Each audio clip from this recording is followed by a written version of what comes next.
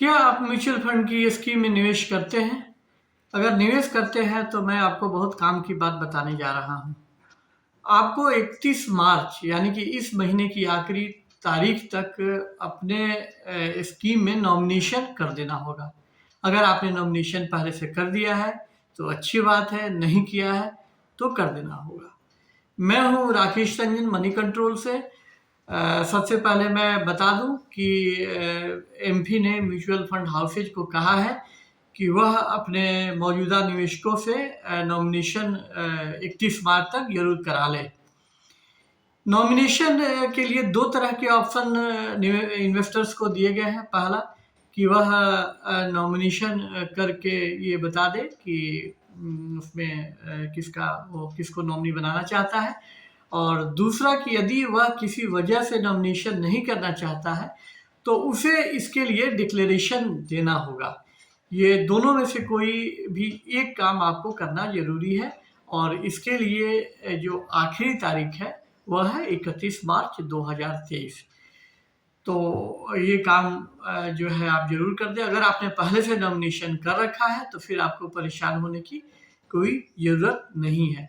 अगर आपने नॉमिनेशन नहीं किया या डिक्लेरेशन नहीं दिया तो 31 मार्च के बाद जो है वो आपके म्यूचुअल फंड स्कीम का फोलियो वो फ्रीज हो सकता है। फ्रीज हो जाने की स्थिति में आप म्यूचुअल फंड यूनिट्स को नहीं बेच पाएंगे।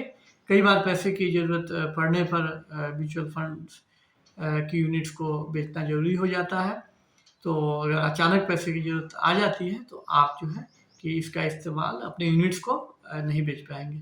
इसलिए यह ज़रूरी है कि आप जो है कि दोनों में से या तो नॉमिनेशन कर दें और नहीं तो डिक्लेरेशन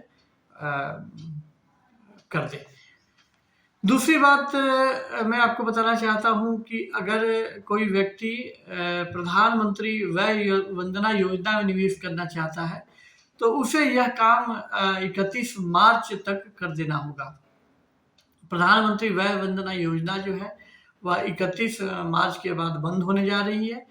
अभी तक सरकार ने इस योजना की अंतिम तारीख को बढ़ाने का कोई नोटिफिकेशन जारी नहीं किया है। ऐसे में यह माना जा रहा है कि यह स्कीम जो है वह 1 अप्रैल से बंद हो जाएगी। यह स्कीम सीनियर सिटीजन के लिए है। इसमें आप 15 लाख रुपए का निवेश कर सकते हैं, और यह स्कीम काफ़ी लोकप्रिय है, खासकर उन लोगों के लिए जो रिटायरमेंट बाद की इनकम का इंतजाम करना चाहते हैं। पहले भी 2 बार इस योजना की अवधि बढ़ाई जा चुकी है, तो अब ऐसा लगता है कि सरकार इस योजना को बढ़ाना नहीं चाहती है। तो इस योजना में निवेश का आखिरी मौका आपके लिए है। तो आप 31 मार्च तक इस योजना में जरूर निवेश कर दें, तो यह इस स्कीम के फायदे आपको मिलते रहेंगे। तीसरी बात कि इस फाइनेंशियल ईयर के लिए टैक्स सेविंग की आखिरी तारीख भी 31 मार्च 2023 है। तो अब उसमें ज़्यादा दिन नहीं बचे हैं। आपको एक बार अपने टैक्स सेविंग की जांच कर लेनी चाहिए कि आपने टीसी के तहत जो 1.5 लाख रुपए की लिमिट है उसका पूरा इस्तेमाल किया है या नहीं। अगर नहीं किया है तो आपको 31 मार्च तक यह निवेश करना होगा, तभी इस फाइनेंशियल ईयर के लिए आप टैक्स डिडक्शन का फ़ायदा उठा सकते हैं।